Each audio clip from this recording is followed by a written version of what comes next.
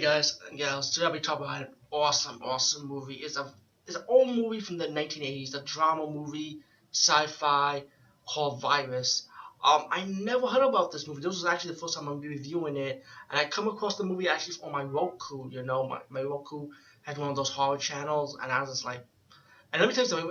First of all, if anybody who got a Roku, guys, get a Roku, man. If you want to save a lot of money on movies, let's say, oh, you got nothing to watch. Roku have a slew of movies in any genre, especially in the horror genre. So you might want to check that out, like Cryptic TV, Bizarre TV, which just recently came out.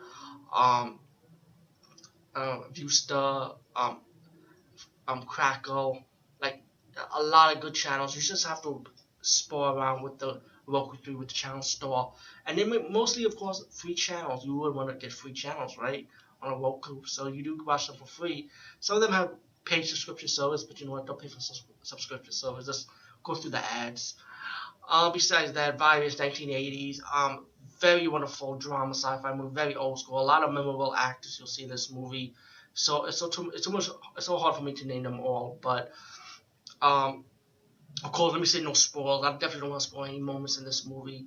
The movie is about, you see the beginning of this movie about this guy. He stole a virus. He want to give it to this other guy to get to a doctor, and then suddenly the soldiers come in and shoot up the place, and so the guys that survived took the virus with them, and they realized the truth self was they would have no place to deliver it to the doctor, so they suddenly crashed their plane because of the bad weather, and the virus fell and broke up. You got all the governments, especially the United States government, talking about what's going on, what is this virus. And then while all the world's being affected by the virus, people start dying in different countries like Japan, France, England, like London pretty much. And the government trying to find a way to stop it. And you find out this scientist guy knew about that the virus came from the American government. The virus was actually stolen from their base. And the general of the government trying to cover it up, like so it won't be like their mistake. But then you got a general played by Henry Sylvia, icon actor by the way, and I want to ruin his moment. His moment is awesome at the end too. He pretty much trying to like, hey, this is what you gotta do. The president want to listen to it, and then while the virus had affected the world, affecting the government, especially the president, started dying. But before he died, he made an announcement. Found out that the virus does have one weakness. If it's sub-zero below, pretty much if you live in Antarctica, the virus will not affect you.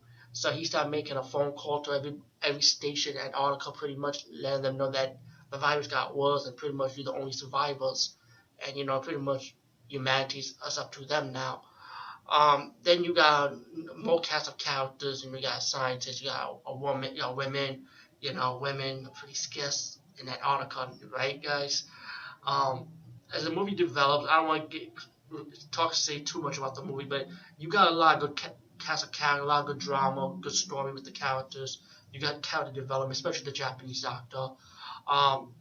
As we progress, you find out that the Japanese doctor found out that there's an earthquake, and also you got like a atomic bomb or earthquake to hit Washington D.C. It's hard. I can't explain the scientific part of it. I'm not like super intelligent, but it's something like pretty much something about an atomic bomb going to hit like a Russian station.